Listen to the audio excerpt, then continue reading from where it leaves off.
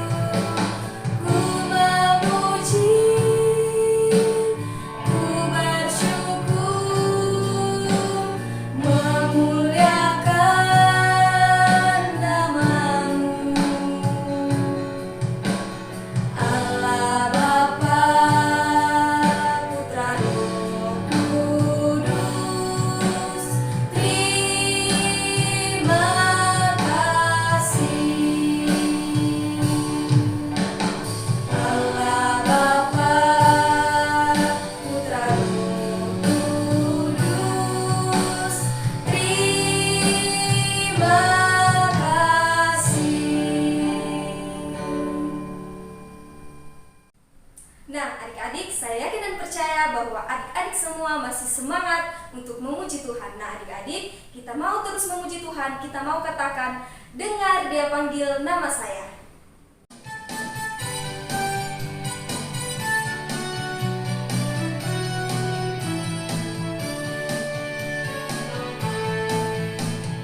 Dengar Dia panggil nama saya, dengar Dia panggil nama-Mu, dengar Dia panggil nama saya, juga Dia panggil nama-Mu.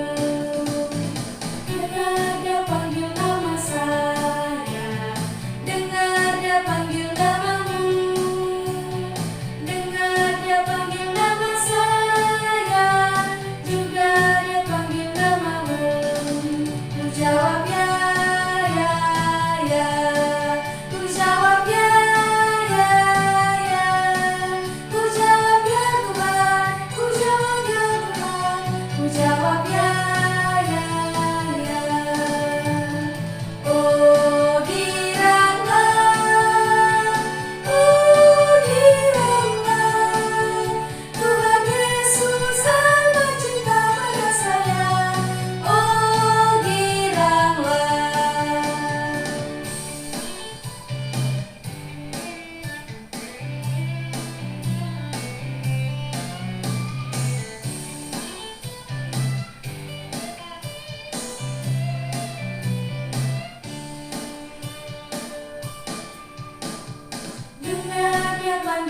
nama saya, dengar dia panggil namamu.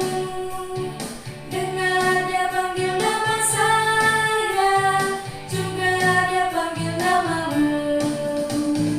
Dengar dia panggil nama saya, dengar dia panggil namamu. Dengar dia panggil nama saya, juga dia panggil namamu. Jawab ya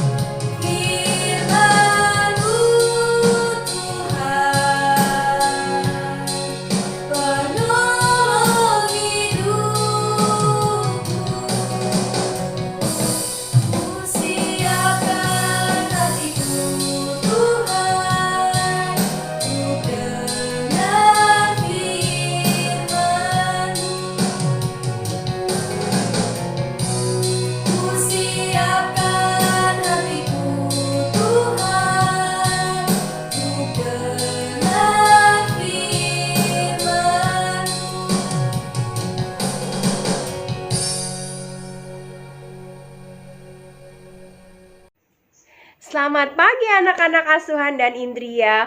Wah, senang sekali bisa berjumpa dengan anak-anak pada sekolah minggu kelas asuhan dan Indria secara online maupun onsite. Wah, kita sudah memuji nama Tuhan, kita sudah bernyanyi bersama-sama. Sekarang adalah waktunya kita mendengarkan firman Tuhan. Tapi sebelumnya kita berdoa terlebih dahulu. Yuk kita lipat tangan, kita tutup mata. Bapa di surga, terima kasih untuk kasih-Mu yang sungguh luar biasa bagi kami ya Tuhan, sehingga kami boleh mengikuti kelas sekolah minggu baik secara online maupun secara onsite. Terima kasih Tuhan untuk karunia-Mu yang sungguh luar biasa bagi kami. Saat ini Bapa, kami hendak mendengarkan firman-Mu. Biarlah Roh Kudus-Mu memampukan kami untuk mengerti firman-Mu. Dalam nama Yesus Kristus kami berdoa dan mengucap syukur. Amin. Anak-anakku semua, siapa yang suka berenang? Pasti anak-anak suka berenang. Tapi kira-kira ada yang mau nggak berenang di sungai ini? Ya, ada yang maukah berenang di sungai ini?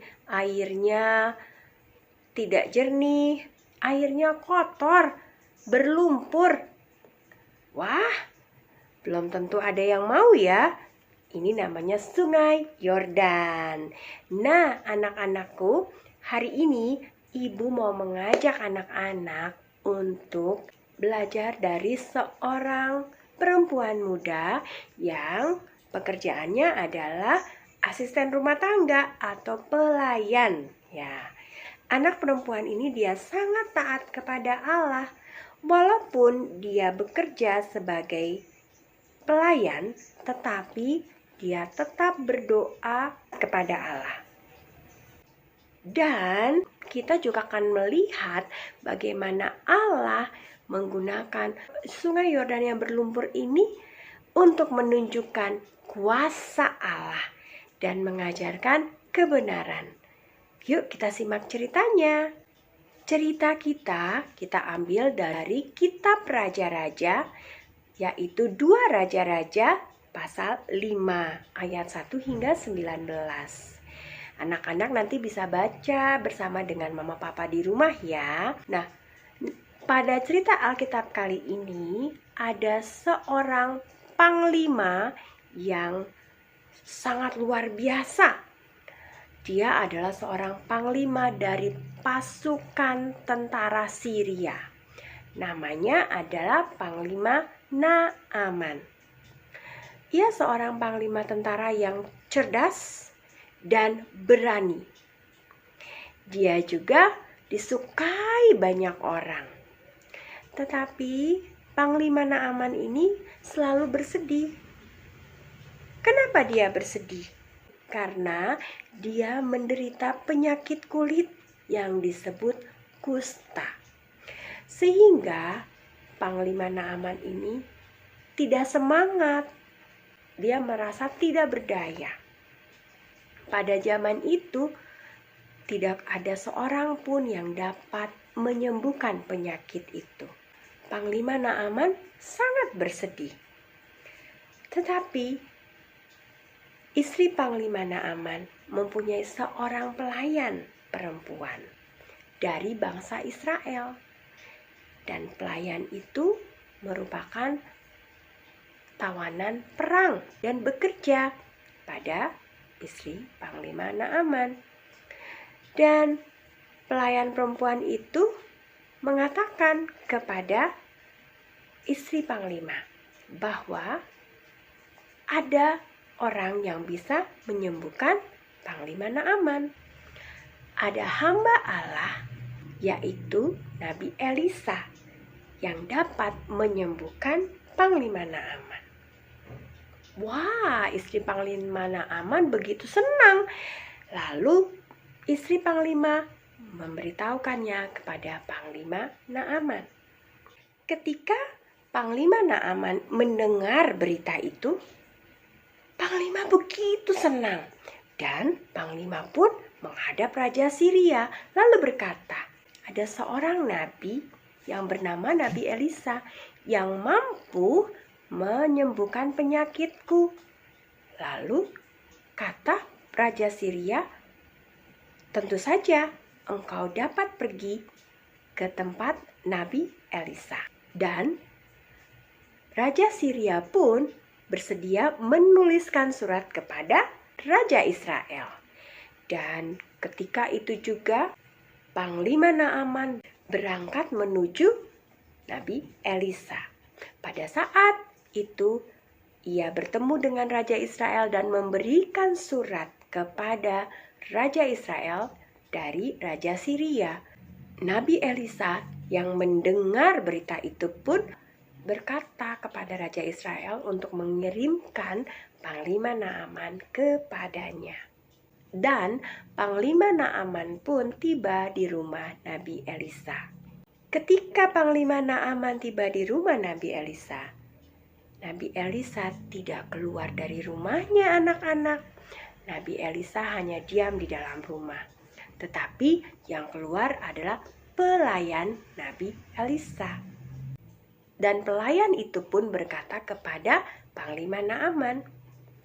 Menurut Nabi Elisa, Panglima Naaman diminta untuk pergi ke Sungai Yordan dan mandi di Sungai Yordan dengan mencelupkan badannya sebanyak 7 kali. Pada saat mendengar perintah dari Nabi Elisa lewat pelayannya, Panglima Naaman pun begitu marah. Enak saja, saya ini seorang panglima. Kenapa Nabi itu hanya mengirimkan pelayannya dan menyuruh saya mandi di Sungai Yordan yang kotor dan berlumpur itu? Lebih baik aku kembali ke negeriku dan aku mandi di sungai yang ada di negeriku, karena sungai itu jernih, tidak seperti Sungai Yordan yang kotor dan berlumpur. Tetapi ada seorang pegawai dari Panglima Naaman. Dia berkata, "Tuanku, jika Nabi Elisa menyuruh Anda untuk melakukan hal yang sulit, bukankah akan Anda lakukan dengan rela hati? Apalagi sekarang, ia hanya berkata kepada tuanku untuk melakukan hal yang mudah, yaitu mandi di Sungai Yordan. Haruskah tuan keberatan untuk melakukannya?" Setelah itu, Panglima Naaman berpikir, betul juga ya. Dan akhirnya Panglima Naaman pun turun ke dalam Sungai Yordan. Dia mandi sebanyak 7 kali. Dan ketika dia menyelesaikan 7 kali mandi di Sungai Yordan, tubuhnya menjadi sangat bersih. Penyakit kusta yang dideritanya hilang seketika. Wow, Panglima Naaman begitu takjub dan dia merasa bahwa, wah, sekarang aku sadar bahwa di seluruh bumi tidak ada Allah kecuali Allah orang Israel, Allah Nabi Elisa. Dan Panglima begitu senangnya. Panglima pun memberikan banyak hadiah kepada Nabi Elisa. Tetapi Nabi Elisa tidak mau mengambil sedikit pun hadiahnya. Karena Nabi Elisa mau Panglima Naaman menyadari bahwa Panglima Naaman tidak dapat membayar Allah. Ketika Allah ingin memberikan kesembuhan bagi Panglima Naaman, itu berarti adalah karunia dari Allah. Dan tidak perlu bekerja keras untuk mendapatkan karunia dari Allah, karena Allah akan memberikannya dengan cuma-cuma. Dan apa yang harus dilakukan? Harus bersyukur kepada Allah karena anugerah yang diberikannya. Coba bayangkan anak-anak, kita pun juga mendapatkan anugerah dari Allah, yaitu Yesus Kristus yang telah mati di kayu salib untuk menebus dosa kita, sehingga kita semua bisa menjadi bebas dari dosa dan kita semua boleh dapat berdoa kepada Allah, dapat mendengarkan suara Allah lewat pembacaan Alkitab. Dan yang terpenting adalah kita harus setia kepada Allah. Wah, luar biasa anak-anak. Mulai hari ini walaupun anak-anak masih kecil, tetaplah setia kepada Allah. Caranya gimana? Baca Alkitab dengan mama dan papa ya. Lalu datang ke sekolah minggu supaya bisa mendengarkan firman Tuhan bersama-sama dengan teman-teman. Dan jangan lupa berdoa setiap saat kepada Tuhan. Mari kita berdoa. Bapa di surga, terima kasih untuk firman-Mu yang mengingatkan kepada kami bahwa kami harus benar-benar percaya kepada Engkau Tuhan, bahwa Engkau adalah Allah yang menganugerahkan kami keselamatan. Terima kasih Bapa, ajarkan kami walaupun kami masih kecil untuk selalu setia kepadamu lewat pembacaan Alkitab, lewat hafalan ayat Alkitab, lewat doa-doa kami, dan juga kami mau berjanji untuk rajin ke sekolah minggu. Terima kasih Bapa, dalam nama Yesus Kristus kami berdoa dan mengucap syukur. Amin. Oke anak-anak, sampai di sini dulu cerita kita pada hari ini. Kita akan lanjut lagi ya pada cerita-cerita berikutnya di minggu depan. Jangan lupa untuk selalu datang ke sekolah minggu, baik secara online maupun secara onsite. Dan anak-anak, jangan lupa membaca ayat hafalan kita. Tuhan Yesus memberkati. Bye.